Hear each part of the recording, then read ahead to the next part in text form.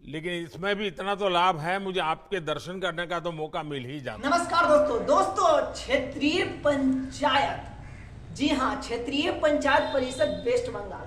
तो वहां पर मोदी जी, जी हाँ, ये बात हम इसलिए बोल रहे हैं क्योंकि बीजेपी का बैठक और मोदी जी का भाषण, और कहते हैं मोदी जी का भाषण सभी को पसंद आता है, चाहे वो भाषण में जो भी हो, लेकिन पसंद ना पसंद वो बात की बात है। जैसा कि दोस्तों हम पिछला वीडियो में किस चीज को लेकर आए थे कि मोदी जी मणिपुर के ऊपर क्यों नहीं बोल रहे हैं, मेरा दिमाग खुद चकराया हुआ है कि आखिर मोदी जी का सरकार है और भारत को लेकर उन्हें अच्छी सोच रखनी है, तो मणिपुर में ये हो रहा है तो इसके ऊपर तो उनको कुछ ना कुछ करना चाहिए, तो आखिर क्यों नहीं कुछ बोले।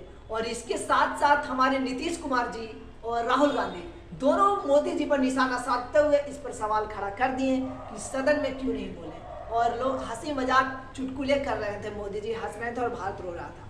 तो इसके ऊपर मोदी जी का जवाब भी आप लोग सुनना चाहते होंगे। मोदी जी मणिपुर के ऊपर बोल दिए, खुलकर बोल दिए, आप लोग सुनना भी चाह रहे होंगे। तो चलिए दोस्तों, हम आपको बता दें कि वेस्ट बंगाल में भाजपा की जो बैठक हो रही है, क्षेत्रीय पंचायत परिषद जो अभी बोलीकोटा में, तो इसको यहाँ पर मोदी जी क्या बोल रहे हैं, और लोकतंत्र के ऊपर, हमारे इस देश के ऊपर, मणिपुर के ऊपर, हर चीज के ऊपर मोदी जी बोले। तो मोदी जी की भाषण सुनिए और आप लोग विचार करिए, आप लोगों का क्या राय रहता है। कोई कांग्रेस पार्टी को लेकर, बीजेपी पार्टी को लेकर, आप इस बार जो प्रधानमंत्री बनेंगे तो अब की बार प्रधानमंत्री कौन बनेंगे, ये सब आपको कमेंट करना है। तो चलिए हम मोदी जी का भाषण सुनते हैं और कुछ सोचने की कोशिश करते हैं। नमस्कार।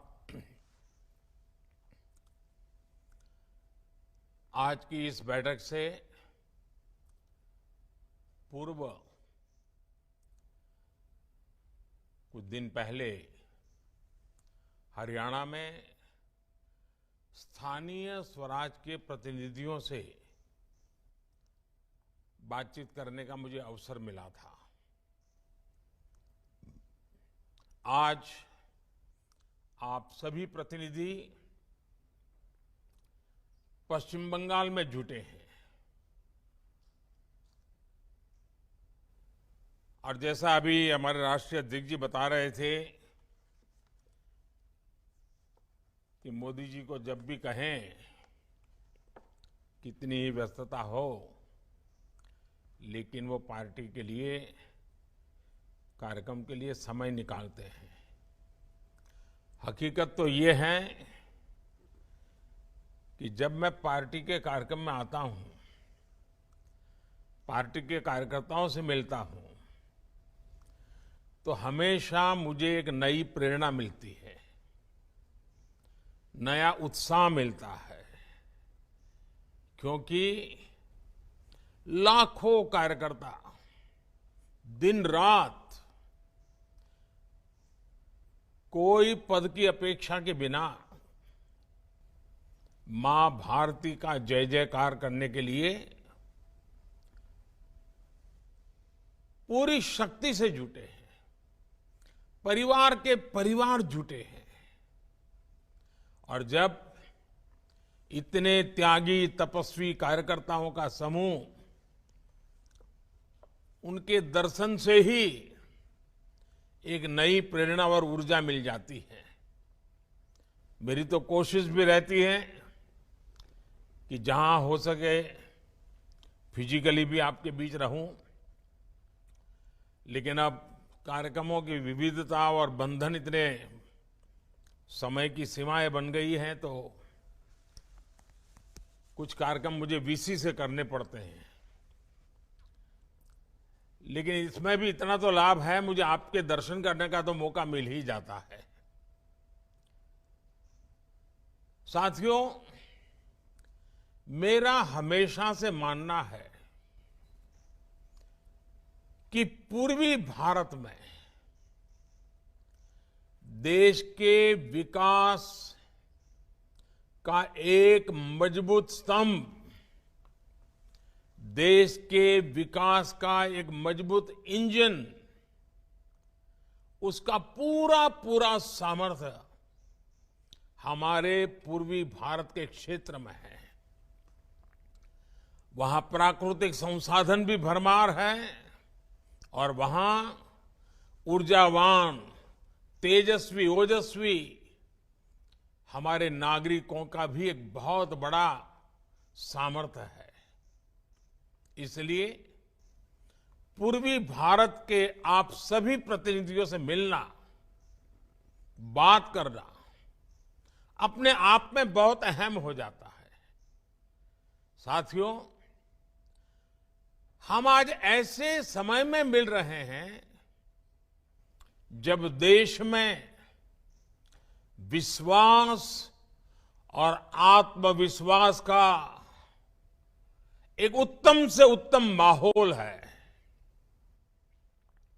आप सबको पता है, अभी 2 दिन पहले ही देश की संसद से 140 करोड़ देशवासियों के आशीर्वाद से नया विश्वास, नई प्रेरणा, नई ऊर्जा, देश पूरा संसद के साथ जुड़ा हुआ था। आपने देखा है कि हमने संसद में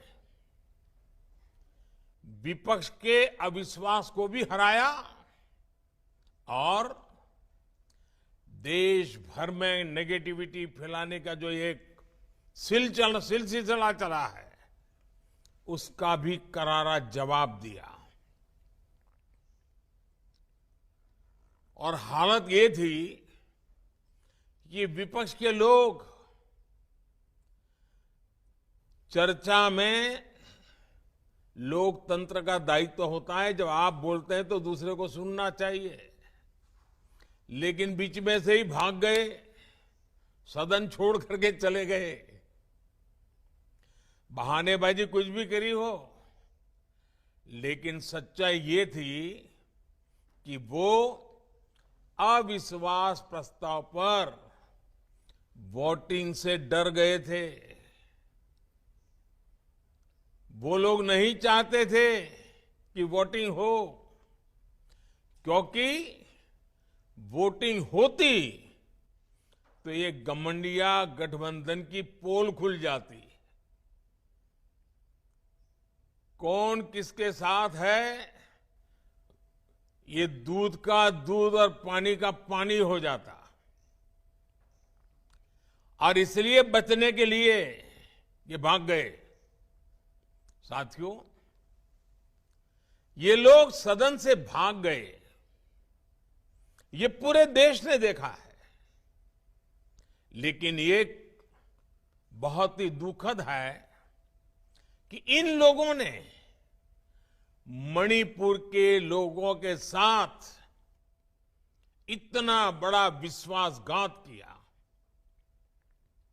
सत्र प्रारंभ होने से पहले देश के गृह मंत्री, उन्होंने इन राजनीतिक दलों से चिट्ठी लिख करके कहा था कि वो तत्काल मणिपुर की चर्चा करना चाहते हैं और अकेले मणिपुर पर विशद चर्चा होए जरूरी है। इतने संवेदनशील विषय पर पक्ष विपक्ष में विस्तार से बात होती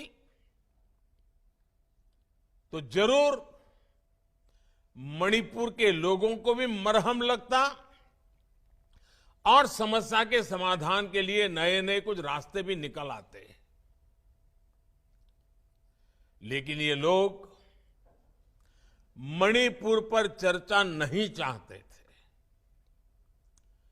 क्योंकि उनको मालूम था कि मणिपुर का सच सबसे ज्यादा उनको चुभने वाला है। उनको मणिपुर के नागरिकों की, उनके दुख दर्द की पीड़ा नहीं थी, परवाह भी नहीं थी। उनके लिए उनकी राजनीति, देश से बड़ा दल, वो नहीं चाहते थे मणिपुर। और इसलिए क्या किया, मणिपुर की चर्चा तो टाल दी, अविश्वास प्रस्ताव ला करके राजनीतिक बहस को ही उन्होंने प्राथमिकता दी। राजनीतिक मुद्दों को लेकर के ही सदन का 3 दिन में विपक्ष में बैठे हुए साथी अपना स्कोर करने की कोशिश कर रहे थे और उन्होंने इतने सारे विषय उठाए, इतने सारे उठाए और तरह तरह के अनर्गल आरोप लगाए, सिर पैर बीने की बातें की।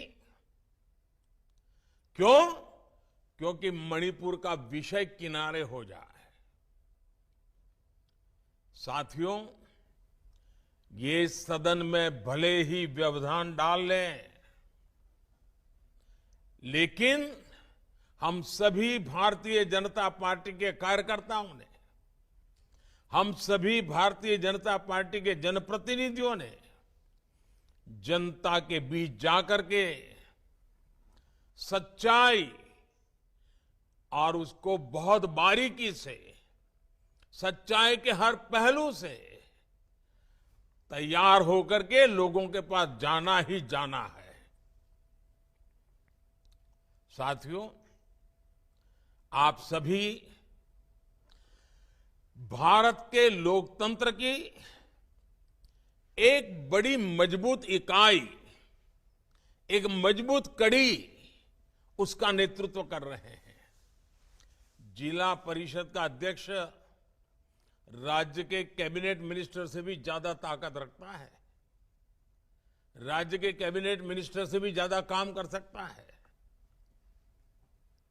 भाजपा के कार्यकर्ता के तौर पर भी आप अपने जिले में, राज्य में पार्टी की नींव मजबूत करने में भी अपने काम के जरिए, अपने व्यवहार के जरिए, पद पर रहते हुए भी घमंड के बिना काम करते हुए आज आप लोगों का दिल जीत रहे हैं और इसके लिए बार बार लोग भाजपा पर विश्वास जता रहा है। साथियों, इसके लिए हमारे दाएं बाएं जो हमारे कार्यकर्ता खड़े हैं, हमारे आगे पीछे हमारा जो नेतृत्व खड़ा है, उन सभी कार्यकर्ताओं का पसीना भी निरंतर बहा है। इतना ही नहीं, जरूरत पड़ने पर भारतीय जनता पार्टी के कार्यकर्ताओं ने ये भारत मां की इस पवित्र धरती को अपने खून से सींचा है, कई बार संघर्ष किए हैं,